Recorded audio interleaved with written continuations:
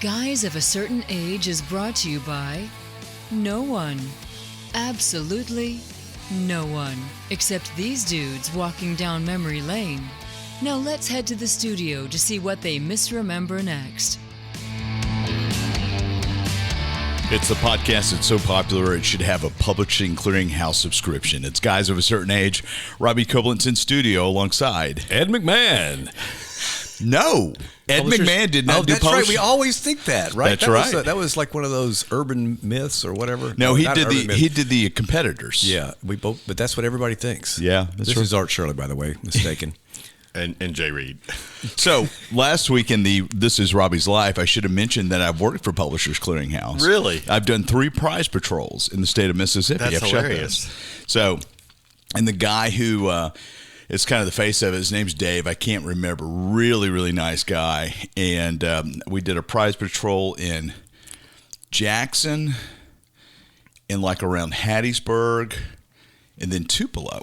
So you're part of like the team that shows up with the ginormous check? Or how does that work? This can be my geek of the week because I don't have one. So the way it works is somebody from Publishers Clearinghouse flies in.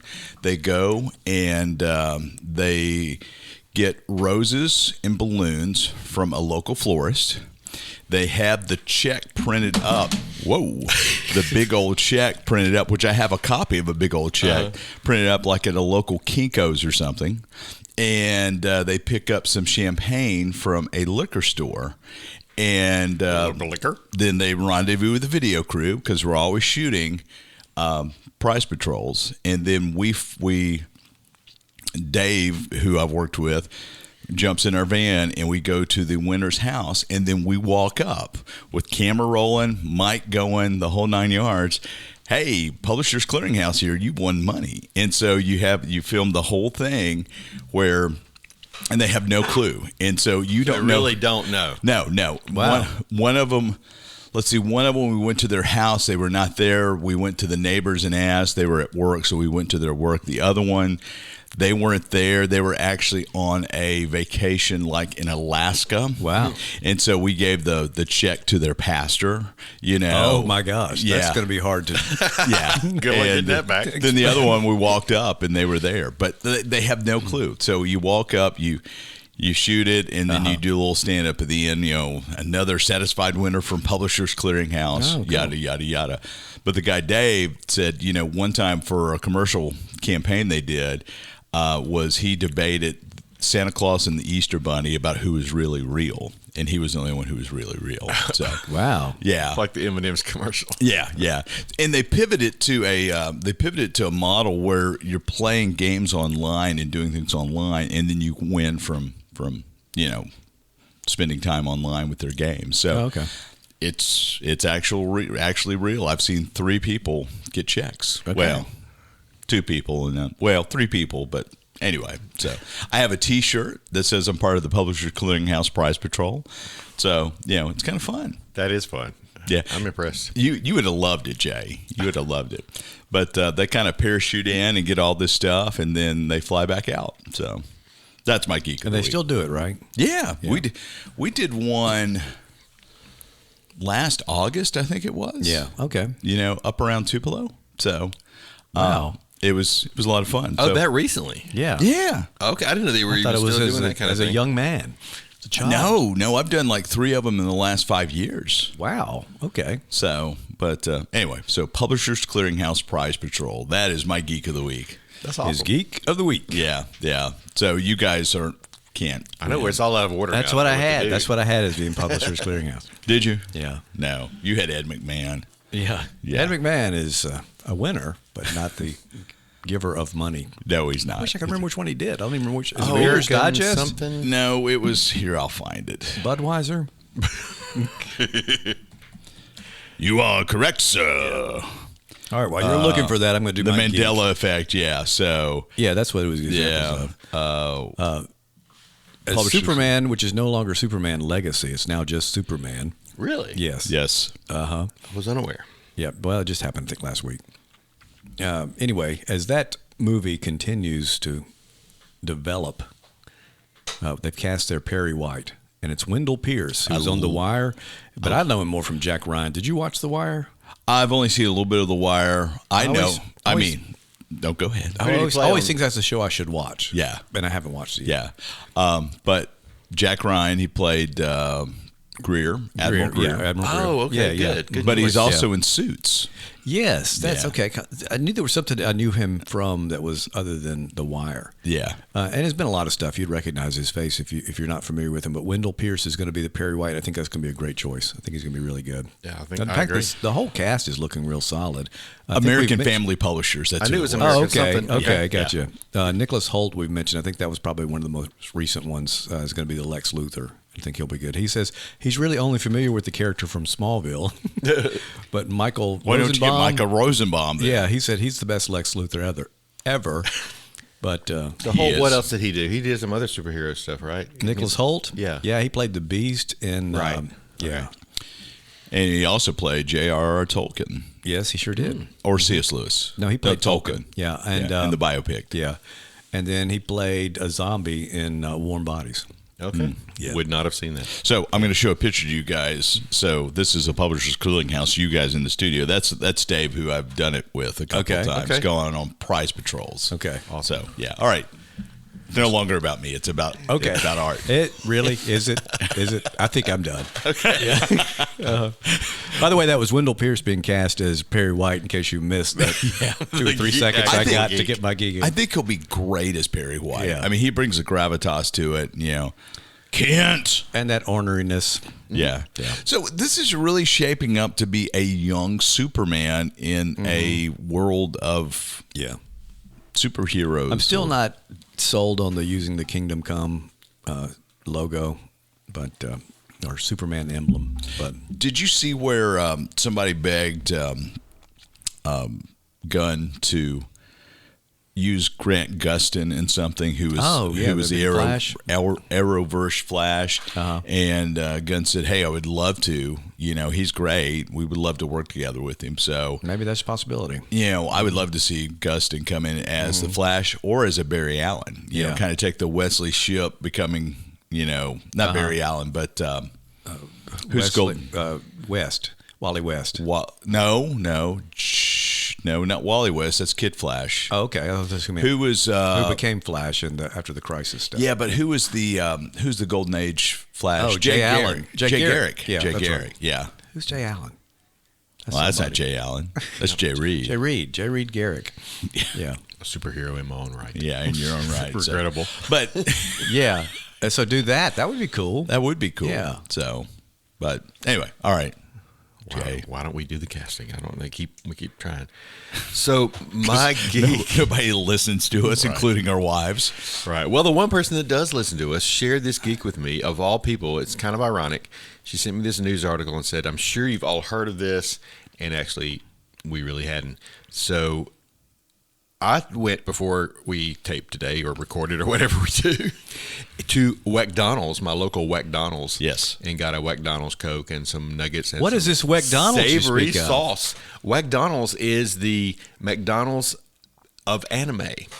So apparently in a lot of anime, movies and series, instead of McDonald's, they have WcDonald's, and it looks exactly like the normal logo, except it's flipped. So the M is flipped to look like a W, and then it's WcDonald's. The And it's golden pretty arches are common. upside down. Golden arches upside down, and I guess McDonald's has embraced it rather than Suing fought them. against Yeah, it. uh-huh. And so now they've got a promo as we speak, and it goes on, I think, a few more weeks, so it may still be going on when this airs. But there's really not a whole lot going on in the store. Like they have the sauce, which is a savory ginger soy kind of sauce. It's got a little kick to it. I brought some in for us to share. And it's got the cup, and then but the bags have like a anime Comic strip. It's a comic it's strip, manga basically. if it's the comic strip. But Okay. yeah, uh-huh. And a code, and you can take this code, and we watched one little 30-minute short before we aired. So if you got the code, you can go to the WcDonalds.com website and see these little manga drawings in the shorts, little 30-second anime shorts. And so it's just Yeah, we got McDonald's a few weeks ago and got the bag and said, "What is this?" And then I just never looked into it. Yeah, well, Jacob, my son, he's into anime, and he didn't know anything. He had just heard of it, but not anything about it. So, did you read the bag? Have you read the bag yet? I have not read the bag yet. I literally just got it. I did not even bother to read the bag. But there's meet the characters, and so they've got some there's something that kind of looks like Mayor McCheese called Berg. Mm-hmm. There is almost a Transformers character named WcDonald 3000. I guess they're releasing these as they go because there's a lot of them that say coming soon. Are they in Happy Meals? Well, I asked her if I could get a Happy Meal, and she didn't act like there was a Happy Meal available. Mm-hmm. So I don't know. Mayor William, Mayor. Okay, so that's different. Court Senior instead of quarter pound. Isn't there a quarter pound junior or something? This is Court Senior. Anyway, there's some sort of related characters. Some of them look like they work in a WcDonald. Some of them are just look like anime type characters in general, but it's an interesting little tie-in. Yeah, that is for somebody special. I mean, I've been watching. Probably more successful with the kids than the Pulp Fiction tie-in was. Probably so. Probably so. Yeah, I've been watching some anime lately, and it's my first show to actually watch. So I'm kind of new to this, but what is it? What are you watching? I'm watching My Hero Academia. What? No, okay, guess not. Pluto. No, it has it's actually Attack on Titan. Has something to do with food? It has to do with food. Jacob told me about it. He said, I think you might be interested in this because this story is they go into Delicious in Dungeon is the name of it. Okay. Not to be confused with Dungeons and Dragons. It's like this team of people who are in this subterranean world, and they're trying to rescue this guy's sister who is eaten by a dragon, but the dragon takes a whole month to digest his food, so they have a month to get to her before she's digested. In the meantime, they meet up with this guy who likes to eat the monsters. They don't have any money, and there's a whole backstory behind that, so they're trying to eat and hunt along the way, and so they kill these monsters, and they got this guy who has a book who tells you how to cook and eat the monsters. So about half the show is like Food Network anime. But there's an element of adventure and reaching a quest as well. So I'm only about 2 or 3 episodes in, but I'll stay tuned. What streaming platform is it on? It was on Netflix, I believe. Okay, that makes sense. So speaking of food, coming soon, maybe to you or whoever, IHOP and Applebee's are opening joint stores. Really? Yeah, they've done well. Apple Hop or Applebee's? That's what exactly. They've done really well in international markets. Denmark, so they're doing really well in Denmark. In Denmark and Belgium. So anyway, but we've gone through our geeks. It's time for our Jay's Regrettable segment. Today brought to you by WcDonald's. With friends like these, who needs anime? Or edamames. Edamame. That's great. Yeah, that's it is. great. All right, this week, I think, is definitely up from the last week. All right, I missed the last week. Last week was the eye, and it was very That was horrible. The eyes didn't have it. This week, it's the I did sound like Ed McMahon right there. You're so correct. Great one. So this week, it is the mystery woman of the jungle, Fantomah. Oh, Fantomah. Fantomah. Are you familiar with Fantomah? I have no idea. Fantomah was She's a mystery to be.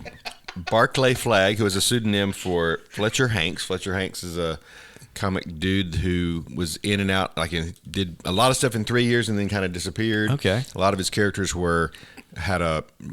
basically they are described as near omnipotent and just imposing horrible judgment on crime perpetrators.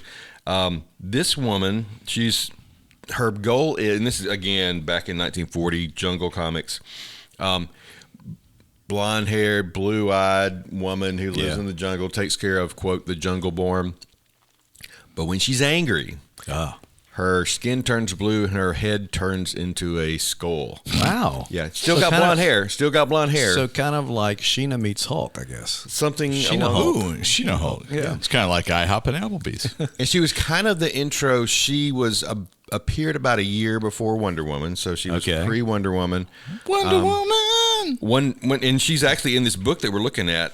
She's got a 4-page spread instead of a 2-page, so I guess she's better remembered than most. Yeah. But she kind of had this, like, it was kind of funny on one of the comic pages that they put. It says, it's talking about being in the jungle, but then it says in the next issue, Fantomah comes to New York. Oh. So it's like the jungle city, I guess. But it was like weird things. Okay, so she flew, but she flew on her thought waves. She could kind of tell the future. She knew what was coming, and like I said, she banishes a villain to a dinosaur-populated asteroid, transforms a pair of jewel thieves into creatures that are a cross between grasshoppers and dandelion leaves, and then demolishes a squad of military bomber planes with a living sandstorm and a flying formation of jungle lions. So it's pretty outlandish stuff. Do the illustrations show any of that? Do the pages show any of that? A little bit. Not really. The only ping, it shows this guy who is trying to find an ancient, I think, headdress of a old, what you call it, like a witch doctor or something. Anyway, he slides down into this crater, and she said, you shall become one of them and eat mud and fire for the rest of your days. So, wow. She's pretty ruthless. Now, they say when Fletcher Hanks left the comic, they continued it for a little while, and they kind of calmed her down. She became more just of a jungle woman who. So she went back to the jungle, right? Went back to the jungle. Okay. Yeah. So, I mean, in thinking about whether this would last today, I could kind of see a version of this where, and then maybe there already is something where, like you said with Hulk, she, is a beautiful woman normally, and then when she gets, you don't like me when I'm angry, that kind of maybe thing. she becomes more like a gorilla or some type of jungle animal. Transforms into something when she's doing her superhero stuff. So I can see that maybe working, but this is kind of middle of the road with regrettable and non-regrettable. Oh, I think it may be regrettable. Regrettable. Yeah. Okay. I mean, it's close. There's some. I was saying I'm neutral and y'all are regrettable, so I think we can call it regrettable. I mean, I'm chaotic. There's neutral. some fun ideas, but I'm going to have to say regrettable. Yeah. Yeah. The blonde hair did it. Blonde hair, blue eyes. I won't tell Melissa. Yeah, don't tell Melissa. Okay. All right, that does it for Jay's regrettable segment. Up next, we're going to talk Dune Part 2. And we're back after Jay writes on the table. It comes across through the mic. I heard that. Did you hear that, Art? Yeah. Jay one day. His regrettable writing. One day we need the Jay, the tomes of Jay. The tomes of Jay. That should be a. Here are some I'm sounds that he read made. my notes. Odd sounds that. Yeah. I was saying tomes, not tones. Tomes, Tomes. Yeah, as in books. Okay, gotcha. You make more notes than anybody I've ever. I mean, that includes people I vaguely remember from college. Wow. Yeah. I'm not sure. Where are they all? Where are all the notes? Yeah. Well, I have a file at home, file for this podcast of all the things that we've. How big is this file? It's pretty thick. I mean, relatively speaking. I don't keep everything because I started keeping it in notebooks, and so I don't know. Where'd you have it first? I remember you had the typewriter, which was kind of annoying. No, I'm just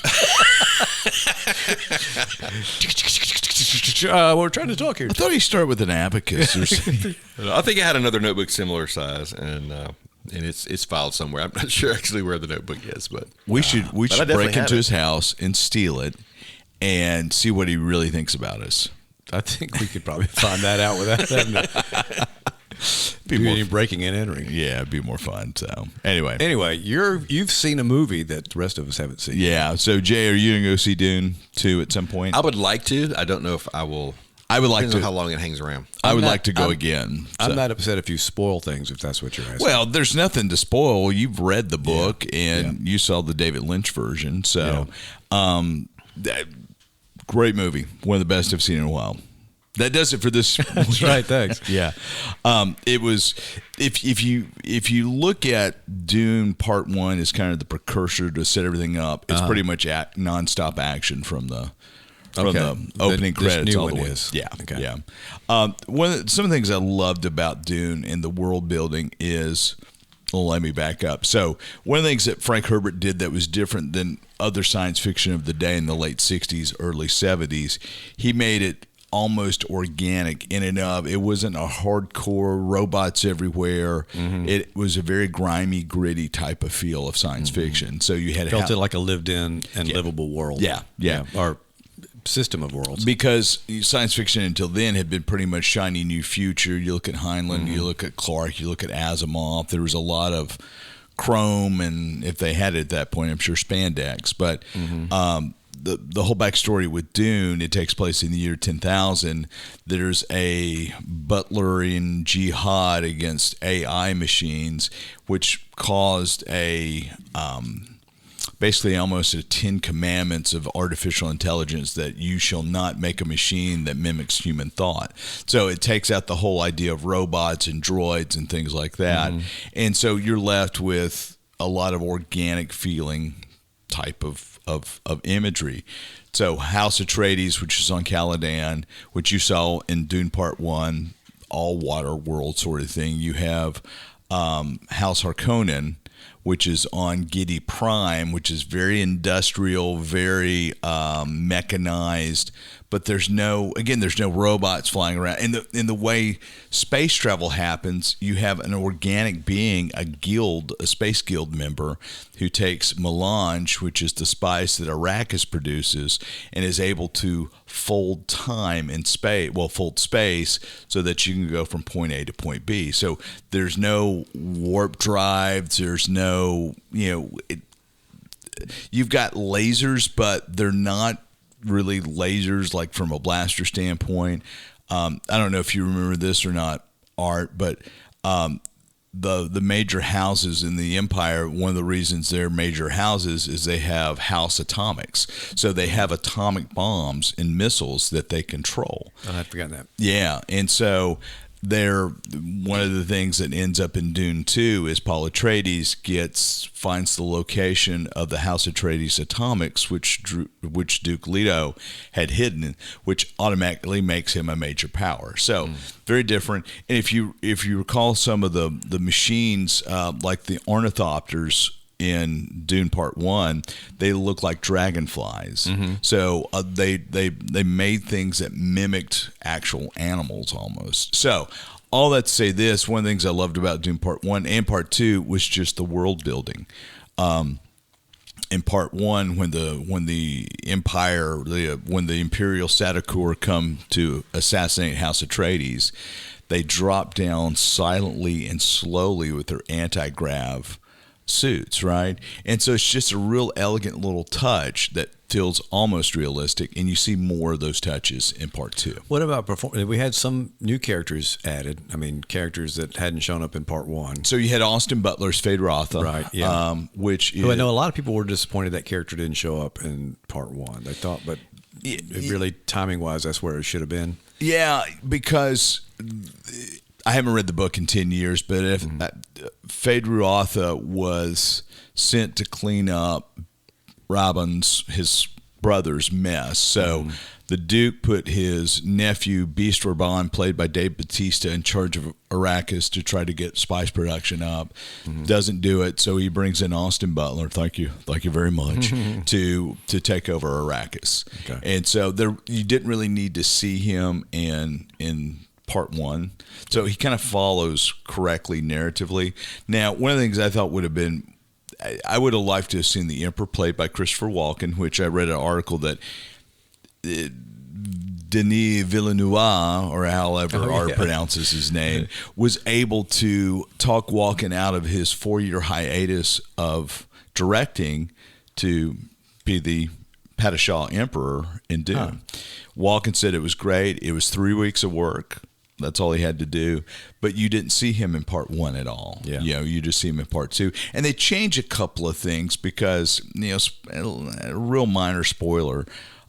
In the book, the Emperor fears Duke Leto Atreides that because he's so popular with the great houses in the Empire, Duke Atreides is, he might take the Emperor's place.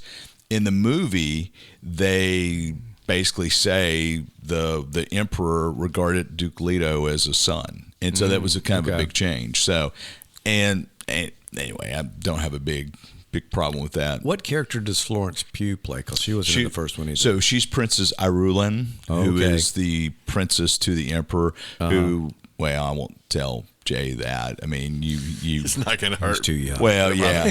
Well, she ends up. Paul Atreides takes her as his bride, banishes the emperor, and becomes the emperor of the known universe. Okay. This is the part 2. Chalamet character, Timothy Chalamet. Yeah. Okay. Yeah. Which, to me, is probably the weakest casting of all. I wondered. I was going to ask you what you thought about the casting. I thought he did a good job. Art, let me ask you this. I've seen this speculated a few times that Paul Atreides is not the hero; he's the villain. So I'd never thought, because he comes and destroys the world that Well, he arachnophobia. He basically institutes a jihad and releases the Fremen on the universe. And so he is basically Anakin Skywalker.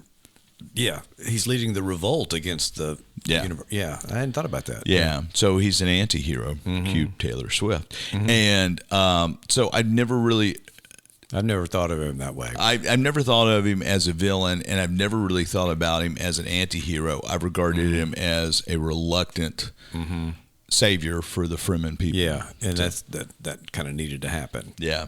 That's kind of how I thought too. What did you? Okay, so Austin Butler, was he good as? He was great. Okay, good. He was great.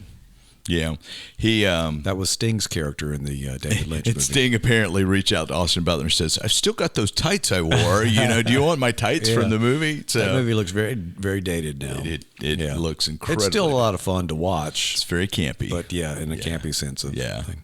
Let's see. So Timothy Chalamet was okay. Rebecca Ferguson's in it, playing his Paul Atreides' mother, right? Yeah. I always like her. Lady Jessica. She was great. And then you got Zendaya. Yeah, Chani was awesome. And they changed her a little bit in that she was very upset. It was very much a new generation of Fremen who didn't believe the Messianic prophecies, which had been planted by the Bene Gesserit.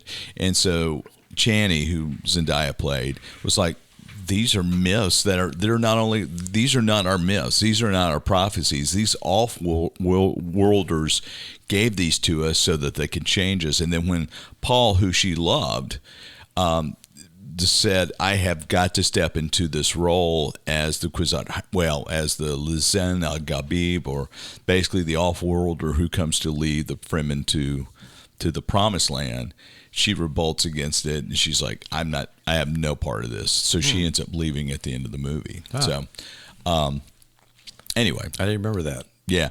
That's not exactly how I remember it from the book. I think she was a little bit more accepting, but it's not unlike the way they put, who was Arwen's love, Arwen from Lord of the Rings. They really wrote her part up, for Peter Jackson's version. So the sandworms were amazing. Special effects were all good. Special effects. The first movie to me was all the visuals, all the production value, effects, everything was good. It's just the pacing was so slow. Yeah. And I do know people that have watched and didn't care for the first part that really liked the second part.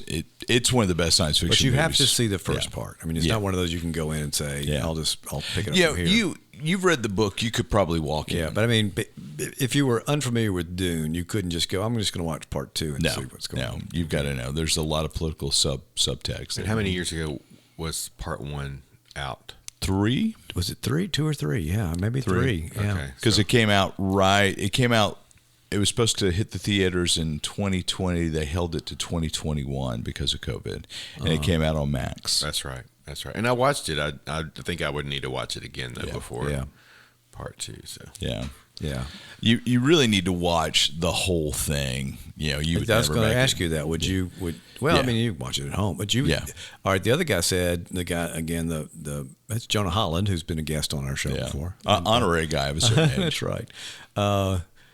He asked, he said it's really something you need to see on the big screen too. I would agree with that. Yeah, because the scope is just huge. Yeah. So, I wanted to see more of the Mentats. I wanted to see a spacing guild. I wanted to see a spacer. So anyway. you didn't see that? No. Okay. No. So that's in Lynch's movie. Yeah. So Thufir Hawat, who is the House Atreides Mentat, he survives and he ends up in the service of Harkonnen. Okay. And I would have loved to have seen. Now, did this finish up the original Dune book? Yeah. Is it the story? Are they going to do anything more? Do they have any plans to revisit the world? So Villeneuve says he is. Villeneuve. Yeah. He said he started writing. That nugget just came up right there. That's why nobody else uses that mic. That's right. He started writing Dune Messiah, which really Dune Messiah kind of takes you to the end of this story. Okay, so it probably. Do you think it'll be a 1-part movie, or do you think it's going to be called Part 3 of this, or is it going to be a separate 2? I think they should call it Dune Messiah because do it in 2 parts. Or no, I think just 1 part because Dune Messiah is so much slimmer. But that's why they could have a trilogy that kind of wraps up I think that's probably. And if it goes well, then you go to Children of Dune. Yeah. But Dune Messiah is pretty. There's some things that happen in it. I mean, the whole idea of the Golas. Do you remember the Golas? Mm. So basically, there is a guild that can take a dead body and resurrect it. Oh, I do remember that. Yeah, I do remember that. Yeah, so I do remember that. I'm not going to say who they resurrect, but they give Atreides, they give Paul Atreides a Gola of someone he's very, very familiar with, and it kind of messes with his mind a little bit. And I'd forgotten that. I do remember that. So just kind of. It gets a little more weird. Yeah. And there's a Bene Gesserit series in development for Max as well that's going to take place before that. So, because the whole thing, I mean, it's the Bene Gesserit who are trying to create the perfect being, the Kwisatz Haderach. And so it was supposed to be, they've manipulated bloodlines for thousands of years, and it was going to be an Atreides daughter marrying a Harkonnen son to make the perfect child. Oh, yeah. Yeah, I think Elton John's doing the soundtrack for that. Benny and the Gesserits. Oh, my. And on that somewhat sour note. Oh, man. I threw up in my mouth. I'm just trying to contribute where I can because I don't have much else to say about Dune. I would like to go see Dune again, so we'll have to work out a time when you can go. Maybe you want to as a point discount night. Yeah. And I may go too. I mean, I think you would enjoy it. So it's a beautiful movie. Maybe a nice payoff into the first part. Sounds like. It really is. Mm-hmm. It really is, and the way to me it's so much more faithful than the Lynch version. Yeah, the Lynch version, Arrakis gets rain at the end, and that doesn't happen till like 4 books down the line. You know, so Javier Bardem, did I pronounce his name right? Uh-huh. Yeah, who plays Stilgar. He is phenomenal. I'd forgotten he was even in it. Yeah, he is absolutely phenomenal in it. And he's a little funny. And Jason Momoa was in it, right? He was in the first one. He was in the first one. Yeah, I know he's not in this one. Well, if anybody said the first one, you know he's not in this one, right? Anyway, so spoiler alert. Yeah, no, not necessarily, but I did just watch the new Aquaman, though. Speaking of Jason Momoa, I enjoyed it. Okay, have I told that already? No. You said I think we talked about it being out. So is it out for free, or do you have to pay? No, it's on Max now. On Max, awesome. Yeah, that's the only way I was going to watch it. But it was, like I said, it was fun. It's probably time to move on to something else. Yeah, and cool. DC has. Anyway, but okay, good. I'm glad you liked it though. Yeah, and Art's gonna hate it after I give it such a glowing review. This is garbage. I'm never gonna do another podcast with that guy again. So, but then you'll forget whether you liked it or not. And it doesn't really matter. I probably forgot if I saw it or not. Yeah. All right. Well, that does it for us this week. We'll see you next time around.